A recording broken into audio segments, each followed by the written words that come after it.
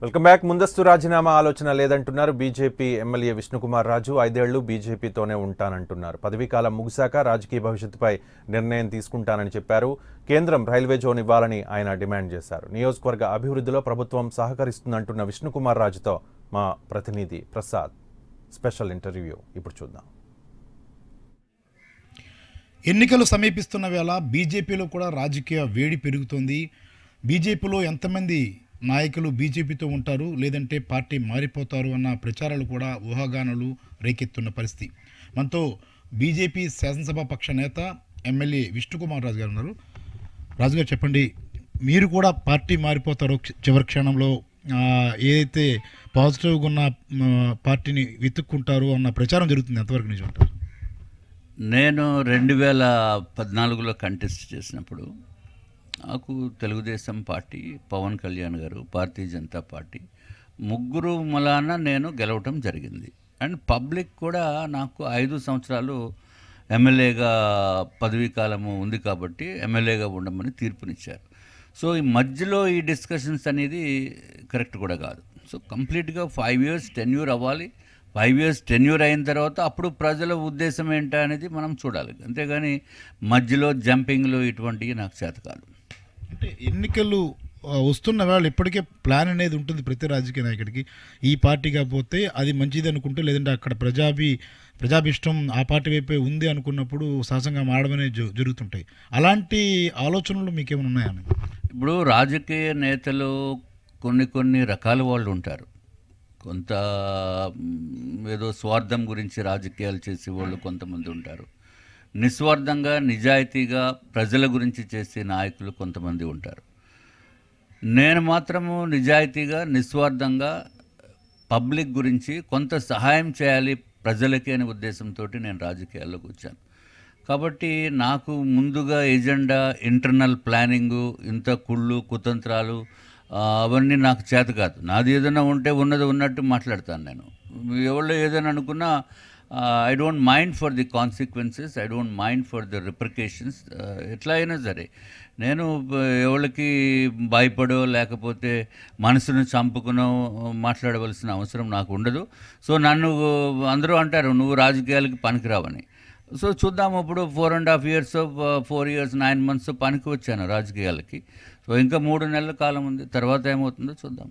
అంటే మీ మాటలను బట్టి చూస్తుంటే అవసరమైతే ఇండివిజువల్గా ఇండిపెండెంట్గా వేసి గెలవాలన్న ఆసక్తి కనిపిస్తుంది. ఎందుకంటే మీరు ఈ నియోజకవర్గంలో ప్రత్యేకంగా ఇప్పటికే 4.5 ఏళ్లలో ఒక గుర్తింపు తీసుకొచ్చారన్నది తాజాగా సర్వేలు కూడా చెప్తున్నమాట. కాబట్టి ఆ రకంగా ఏమైనా ఆలోచిస్తున్నారా? ఇప్పుడు గుర్తింపు అనేది ప్రతి ఒక్కరికి వస్తుంది, provided they do with the sincerity, they do with the honesty. నేను రాజకీయాల్లోకి వచ్చిన తర్వాత నా బిజినెస్లన్నీ పక్కన పెట్టాము, పర్సనల్ లైఫ్ కూడా పక్కకు వెళ్ళిపోయింది. అది కరెక్టా కాదనేది నాకు తెలియదు. కానీ బట్ పబ్లిక్ నేను ఉదయం నుంచి సాయంత్రం వరకు అందుబాటులో ఉంటూ వాళ్ళకి ఏది కావాలన్నా అది వెంటనే నేను కులాలకి మతాలకి రాజకీయ పార్టీలకి అతీతంగా ప్రజలు ఎవరు వచ్చినా నా దగ్గరికి నేను వాళ్ళకి సహాయం చేసే ప్రయత్నం చేస్తున్నాను. అందుకు ప్రజలు నన్ను అభిమానిస్తున్నారు అని నేను అనుకుంటున్నాను. బట్ సర్వేలు ఏదో చెప్తున్నారు వాళ్ళు.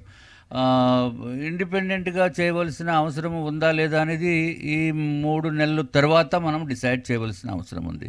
ఇప్పుడు నేను బీజేపీలో ఉన్నాను. బీజేపీలోనే ప్రస్తుతం ఈ 3 నెలలు కూడా నన్ను ప్రజలు ఏ విధంగా ఉండమని తీర్పునిచ్చారో అదే విధంగా నేను నడవలసిన అవసరం ఉంది.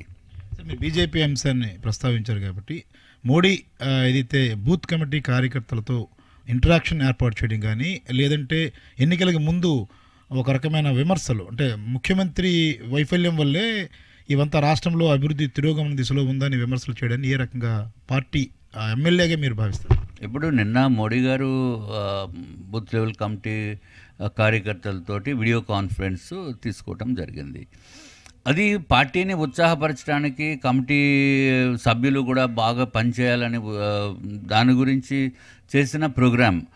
తర్వాత ముఖ్యమంత్రి గారు చాలా విమర్శలు చేస్తున్నారు పార్టీ పైన. అది ఎంతవరకు కరెక్టా కాదా అనేది ఆయనకు కూడా తెలుసు. కానీ రాజకీయ లబ్ధి గురించి రాజకీయంగానే వాళ్ళు చేస్తున్నారు. అంతేగాని భారతీయ జనతా పార్టీ ఏదో తీరని అన్యాయం ఆంధ్ర రాష్ట్రానికి చేసిందని చెప్పడం అనేది చాలా ఆశ్చర్యకరము, కరెక్ట్ కూడా కాదు. అఫ్కోర్స్ ఇంకా చేయవలసినవి ఉన్నాయి. రైల్వే జోన్ ఒకటి, విశాఖపట్నం రైల్వే జోన్ ఒకటి ఇంకా ఇవ్వాలి, అలాగే స్టీల్ ప్లాంట్ ఒకటి ఇవ్వాలి.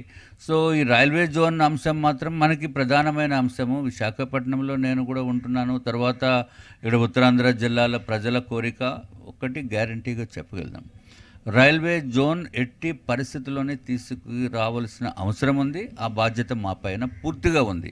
100% ఆ బాధ్యత మా పైన ఉంది. సో డెఫినెట్గా రైల్వే జోన్ తీసుకుని వస్తాము అని చెప్పి నాకైతే పూర్తి నమ్మకం ఉంది.